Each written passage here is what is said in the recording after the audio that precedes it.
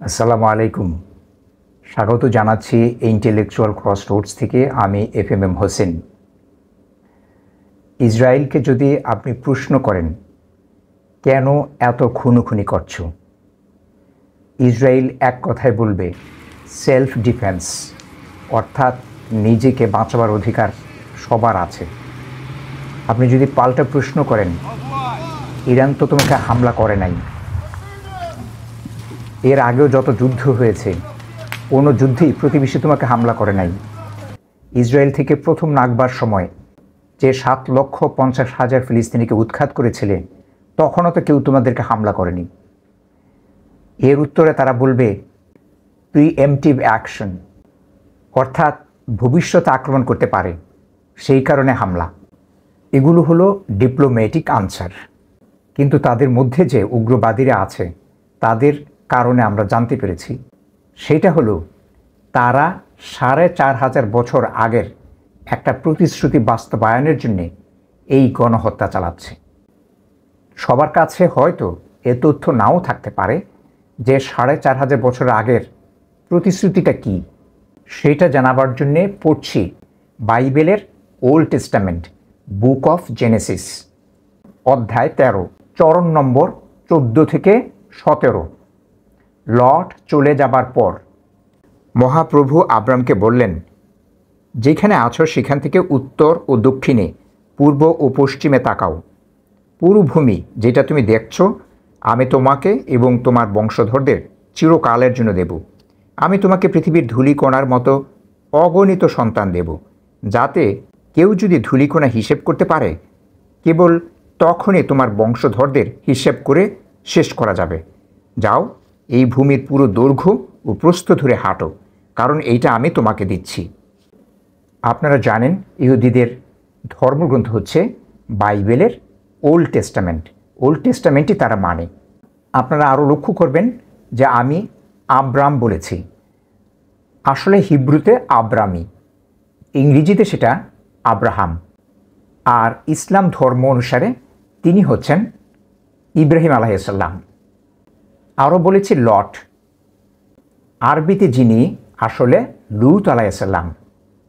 প্রাথমিক একটা কথা বলে নিই, আমি যতক্ষণ বাইবেলের গল্প শোনাবো ততক্ষণ বাইবেলের ল্যাঙ্গুয়েজেই কথা বলবো। যখন কোরআন থেকে বলবো তখন ইসলামী টার্মগুলো ব্যবহার করব। এনিওয়ে, বুক অফ জেনেসিস থেকে যে চরণগুলো পাঠ করলাম, এই চরণগুলো যখন লিপিবদ্ধ করা হয়েছে তখন আব্রাম ফিলিস্তিন এলাকায় অবস্থান করছিলেন। সেটা বাইবেল থেকে পাওয়া যায়। সেই জন্যে তাদের দাবি হচ্ছে ফিলিস্তিন এবং ফিলিস্তিনের আশেপাশে বেশ কতগুলো রিজিয়ন নিয়ে একটা দেশ, যেটা আব্রামকে প্রমিস করা হয়েছিল। সেই প্রতিশ্রুতি বাস্তবায়নের জন্যেই তারা এখন খুনোখুনিটা করছে। এখন এক কথায় আমি বলে দিতে পারি, এই চরণগুলো একেবারেই বিভ্রান্তিকর। যারা ইসরায়েলের প্রতি বিক্ষুব্ধ তারা অবশ্যই বলবেন হ্যাঁ বিভ্রান্তিকরই, কিন্তু আমার মতে যুক্তিটা জানা দরকার। আর যারা ইসরায়েলের পক্ষে আছেন তারা বলবেন যে আমি মিথ্যে বলছি। সেই জন্যে আমরা এখানে একটা যুক্তিতর্ক করব, কিছু প্রশ্ন উত্থাপন করব।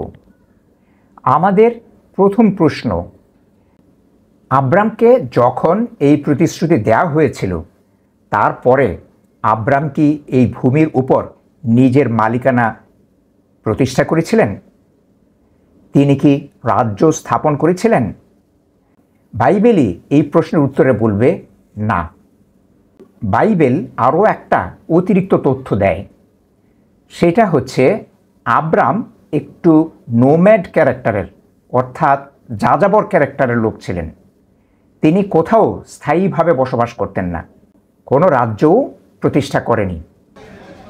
আপনি যদি প্রমাণ চান তাহলে বুক অফ জেনেসিসের অধ্যায় 12, 1, 4, 6 থেকে 8 চরণগুলো, অধ্যায় 13, 3, 12, 18 চরণগুলো পড়ুন। তাছাড়া বুক অফ হিব্রুর অধ্যায় 11, 8, 9, বুক অফ অ্যাক্টসের অধ্যায় 7, 4 ও 5 চরণগুলো পড়ে নেবেন। আরও একটা প্রমাণ দেব বুক অফ জেনেসিস থেকে। বুক অফ জেনেসিসের অধ্যায় 23। এই অধ্যায়ে আব্রামের স্ত্রী সারার মৃত্যু এবং মৃত্যুর পরে তাকে সমাহিত করার বিষয়গুলো লিপিবদ্ধ করা হয়েছে। সারার মৃত্যুর সময়ে আব্রাম বর্তমান ফিলিস্তিনের হেব্রনে ছিলেন। সেইখানে স্থানীয় একটা ট্রাইব ছিল যারা এই এলাকাটা শাসন করত। এই ট্রাইবের নাম হচ্ছে হিটিস। এখানকার ভূমিও হিটিসদের ছিল। সারাকে সমাহিত করবার জন্যে আব্রামের এক খণ্ড জমি দরকার ছিল।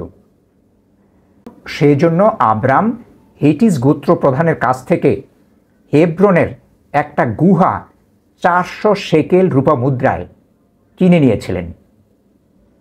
আপনারা জানেন ইসরায়েলের এখনকার মুদ্রার নামও শেকেল। এনিওয়ে, এই গুহা কিনবার সময় হিটিস গোত্রপ্রধানের সঙ্গে যে কথা বলেছিলেন তার একটা বিবরণ এই 23 অধ্যায়ে আছে। আমি এই অধ্যায়ের 4 নম্বর চরণটা আপনাদেরকে এখন শোনাব। জমি কেনবার জন্য হিটিস গোত্রপ্রধানকে আব্রাম বললেন, আমি এখানে একজন বিদেশি এবং আপনাদের কাছে অপরিচিত। সমাধিক্ষেত্র তৈরির জন্য আপনারা আমার কাছে এক খণ্ড জমি বিক্রি করুন, যাতে আমি আমার মৃত স্ত্রীকে এইখানে সমাহিত করতে পারি। বড় আশ্চর্য, নিজের ভূমিতে দাঁড়িয়ে, যে ভূমি মহাপ্রভু তাকে দিলেন সেই ভূমিতে দাঁড়িয়ে তিনি বলছেন তিনি একজন বিদেশি এবং তিনি সবার কাছে অপরিচিত এবং তার কোনো জমি নেই। এই ভূমির মালিকও তিনি নন, এখানকার কোনো বাদশাও তিনি নন। তাহলে মহাপ্রভু যে তাকে বললেন এই ভূমি তাকে এবং তার বংশধরদেরকে চিরকালের জন্য দিয়ে দেওয়া হয়েছে, ইহুদিদের মহাপ্রভু কি ফলস প্রমিস করেছিলেন? গডস প্রমিস কি ফলস হয়? আপনাদের একটা কথা বলে রাখি, শুধু আব্রাম নন, আব্রামের পরবর্তী বংশধররা তার মৃত্যুর পরে 1000 বছরের মধ্যে কোনো রাজ্য প্রতিষ্ঠা করেননি, ফিলিস্তিনের ভূমিতে নিজেদের অধিকার প্রতিষ্ঠার জন্যও আসেননি। ফিলিস্তিনে ইসরায়েলিদের একটা রাষ্ট্র হয়েছিল খ্রিস্টপূর্ব অর্থাৎ খ্রিস্টের জন্মের 1020 বছর আগে। আর অধিকাংশ ঐতিহাসিকদের মতে আব্রামের মৃত্যু হয়েছিল খ্রিস্টপূর্ব 1991 সালে, অর্থাৎ খ্রিস্টের জন্মের 1991 বছর আগে। সেই জন্য বলছি এই চরণ বিভ্রান্তিকর। এই বিভ্রান্তিকর চরণকে সত্য মনে করে ইসরায়েলিরা ফিলিস্তিনে খুনোখুনি করছে, হত্যাযজ্ঞ চালাচ্ছে। আমাদের আরও কিছু প্রশ্ন আছে, সেগুলো যদি আমি এখন বলি তাহলে আমাদের এই বৈঠক বোরিং মনে হতে পারে। সেই জন্য আজকের এই বৈঠক এইখানে অসমাপ্ত রাখব। ফিরে আসবো খুব শিগগিরই। দ্বিতীয় বৈঠকে আপনাদের সঙ্গে দেখা হবে। আল্লাহ হাফেজ।